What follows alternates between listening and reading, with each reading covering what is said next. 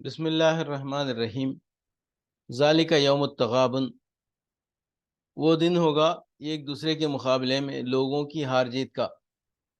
فہرست موضوعات تفہیم القرآن جلد پنجم، عنوان آخرت، صفحہ 536 تا 539،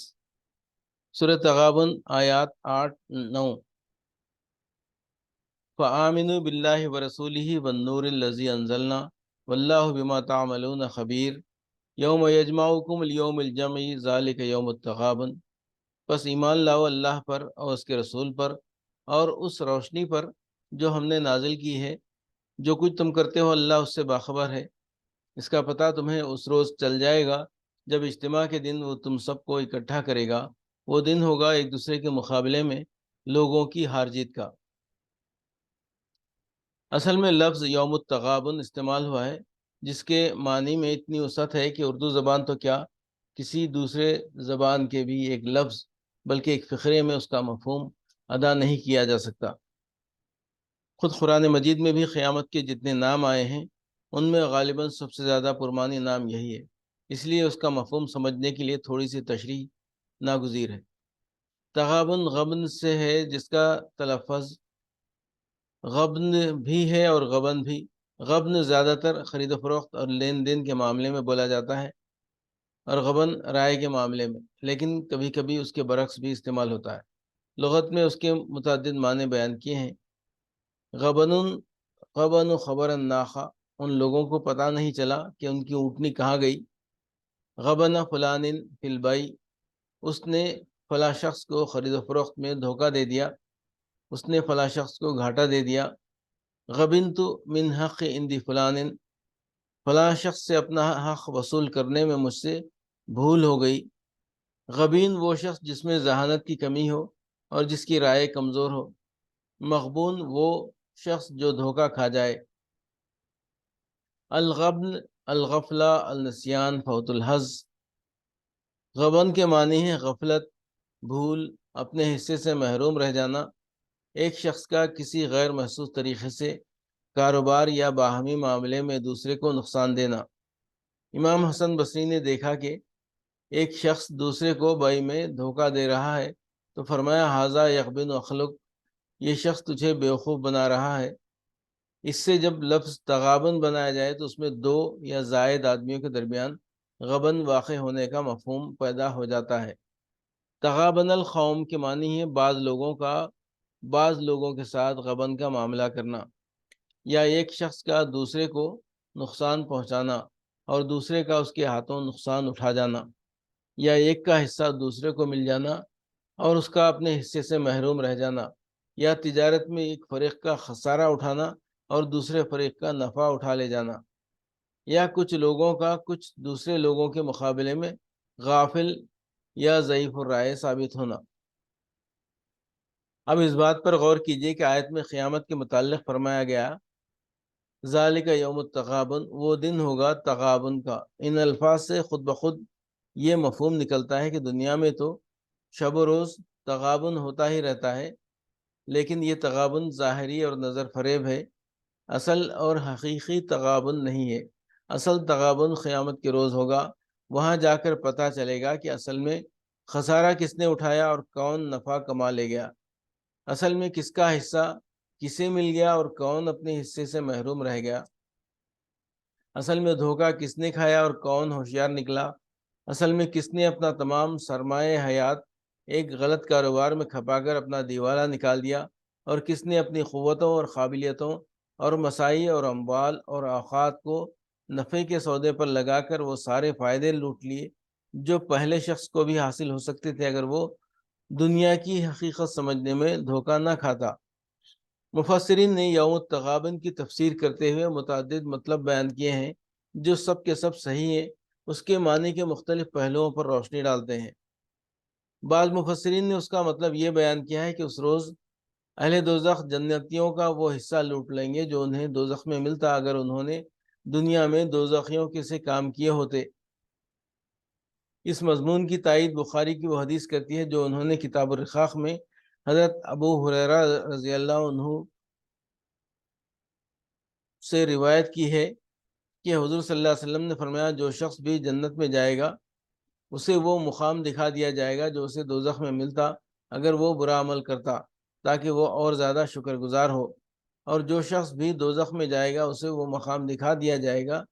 جو اسے جنت میں ملتا اگر اس نے نیک عمل کیا ہوتا، تاکہ اسے اور زیادہ حسرت ہو۔ بعض اور مفسرین کہتے ہیں کہ اس روز ظالم کی اتنی نیکیاں مظلوم لوٹ لے جائے گا جو اس کے ظلم کا بدلہ ہو سکیں، یا مظلوم کے اتنے گناہ ظالم پر ڈال دیے جائیں گے جو اس کے حق کے برابر وزن رکھتے ہوں، اس لیے کہ قیامت کے روز آدمی کے پاس کوئی مال و زر تو ہوگا نہیں کہ وہ مظلوم کا حق ادا کرنے کے لیے کوئی ہرجانہ یا تاوان دے سکے، وہاں تو بس آدمی کے اعمال ہی ایک زر مبادلہ ہوں گے۔ لہٰذا جس شخص نے دنیا میں کسی پر ظلم کیا ہو وہ مظلوم کا حق اسی طرح ادا کر سکے گا کہ اپنے پلے میں جو کچھ بھی نیکیاں رکھتا ہو ان میں سے اس کا تاوان ادا کرے، یا مظلوم کے گناہوں میں سے کچھ اپنے اوپر لے کر اس کا جرمانہ بھگتے۔ یہ مضمون بھی احادیث میں رسول اللہ صلی اللہ علیہ وسلم سے منقول ہے۔ بخاری کتاب الرقاق میں حضرت ابو ہریرہ رضی اللہ عنہ کی روایت ہے کہ حضور صلی اللہ علیہ وسلم نے فرمایا جس شخص کے ذمے اپنے کسی بھائی پر کسی قسم کے ظلم کا بار ہو اسے چاہیے کہ یہیں اس سے سبکدوش ہو لے، کیونکہ آخرت میں دینار و درہم تو ہوں گے نہیں، وہاں اس کی نیکیوں میں سے کچھ لے کر مظلوم کو دلوائی جائیں گی، یا اگر اس کے پاس نیکیاں کافی نہ ہوں گی تو مظلوم کے کچھ گناہ اس پر ڈال دیے جائیں گے۔ اسی طرح مسند احمد میں حضرت جابر بن عبداللہ بن انیس کی روایت ہے کہ حضور صلی اللہ علیہ وسلم نے فرمایا کوئی جنتی جنت میں اور کوئی دوزخی دوزخ میں اس وقت تک نہ جا سکے گا جب تک کہ اس ظلم کا بدلہ نہ چکا دیا جائے جو اس نے کسی پر کیا ہو، حتیٰ کہ ایک تھپڑ کا بدلہ بھی دینا ہوگا۔ ہم نے عرض کیا کہ یہ بدلہ کیسے دیا جائے گا جبکہ قیامت میں ہم ننگے بچے ہوں گے؟ فرمایا اپنے اعمال کی نیکیوں اور بدیوں سے بدلہ چکانا ہوگا۔ مسلم اور مسند احمد میں حضرت ابو ہریرہ رضی اللہ عنہ کی روایت ہے کہ حضور صلی اللہ علیہ وسلم نے ایک مرتبہ اپنی مجلس میں لوگوں سے پوچھا جانتے ہو مفلس کون ہوتا ہے؟ لوگوں نے عرض کیا ہم میں سے مفلس وہ ہوتا ہے جس کے پاس مال و متاع نہ ہو، کچھ نہ ہو۔ فرمایا میری امت میں مفلس وہ ہے جو قیامت کے روز نماز اور روزہ اور زکوٰۃ ادا کر کے حاضر ہوا ہو، مگر اس حال میں آیا ہو کہ کسی کو اس نے گالی دی تھی اور کسی پر بہتان لگایا تھا اور کسی کا مال مار کھایا تھا اور کسی کا خون بہایا تھا اور کسی کو مارا پیٹا تھا، پھر ان سب مظلوموں میں سے ہر ایک پر اس کی نیکیاں لے لے کر بانٹ دی گئیں، اور جب نیکیوں میں سے کچھ نہ بچا جس سے ان کا بدلہ چکایا جا سکے تو ان میں سے ہر ایک کے کچھ کچھ گناہ لے کر اس پر ڈال دیے گئے اور وہ شخص دوزخ میں پھینک دیا گیا۔ ایک اور حدیث میں جسے مسلم اور ابو داؤد نے حضرت بریدہ سے نقل کیا ہے، حضور صلی اللہ علیہ وسلم نے فرمایا کہ کسی مجاہد کے پیچھے اگر کسی شخص نے اس کی بیوی اور اس کے گھر والوں کے معاملے میں خیانت کی تو قیامت کے روز وہ اس مجاہد کے سامنے کھڑا کر دیا جائے گا اور اس کو کہا جائے گا کہ اس کی نیکیوں میں سے جو کچھ تو چاہے لے لے۔ پھر حضور صلی اللہ علیہ وسلم نے ہماری طرف متوجہ ہو کر فرمایا پھر تمہارا کیا خیال ہے؟ یعنی تم کیا اندازہ کرتے ہو کہ وہ اس کے پاس کیا چھوڑ دے گا؟ بعض اور مفسرین نے کہا ہے کہ تغابن کا لفظ زیادہ تر تجارت کے معاملے میں بولا جاتا ہے، اور قرآن مجید میں جگہ جگہ اس رویے کو جو کافر اور مومن اپنی دنیا کی زندگی میں اختیار کرتے ہیں تجارت سے تشبیہ دی گئی ہے۔ مومن اگر نافرمانی کا راستہ چھوڑ کر اطاعت اختیار کرتا ہے اور اپنی جان مال اور محنتیں خدا کے راستے میں کھپا دیتا ہے تو گویا وہ گھاٹے کا سودا چھوڑ کر ایک ایسی تجارت میں اپنا سرمایہ لگا رہا ہے جو آخر کار نفع دینے والی ہے، اور ایک کافر اگر اطاعت کی راہ چھوڑ کر خدا کی نافرمانی اور بغاوت کی راہ میں اپنا سب کچھ لگا دیتا ہے تو گویا وہ ایک ایسا تاجر ہے جس نے ہدایت کے بدلے گمراہی خریدی ہے اور آخر کار وہ اس کا خسارہ اٹھانے والا ہے۔ دونوں کا نفع اور نقصان قیامت کے روز ہی کھلے گا۔ دنیا میں یہ ہو سکتا ہے کہ مومن سراسر گھاٹے میں رہے اور کافر بڑے فائدے حاصل کرتا رہے، مگر آخرت میں جا کر معلوم ہو جائے گا کہ اصل میں نفع کا سودا کس نے کیا ہے اور نقصان کا سودا کس نے۔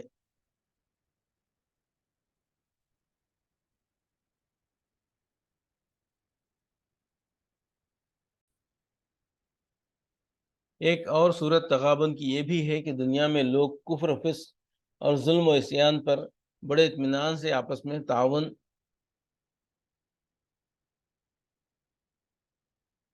کرتے رہتے ہیں اور یہ اعتماد رکھتے ہیں کہ ہمارے درمیان بڑی گہری محبت اور دوستی ہے۔ بد کردار خاندانوں کے افراد، ضلالت پھیلانے والے پیشوا اور ان کے پیرو، چوروں اور ڈاکوؤں کے جتھے، رشوت خور اور ظالم افسروں اور ملازمین کے گٹھ جوڑ، بے ایمان تاجروں، صنعت کاروں اور زمینداروں کے گروہ، گمراہی اور شرارت و خباثت برپا کرنے والی پارٹیاں اور بڑے پیمانے پر ساری دنیا میں ظلم و فساد کی لمبردار حکومتیں اور قومیں، سب کا باہمی ساز باز اسی اعتماد پر قائم ہے۔ ان میں سے ہر ایک کے ساتھ تعلق رکھنے والے افراد اس گمان میں ہے کہ ہم ایک دوسرے کے بڑے اچھے رفیق ہیں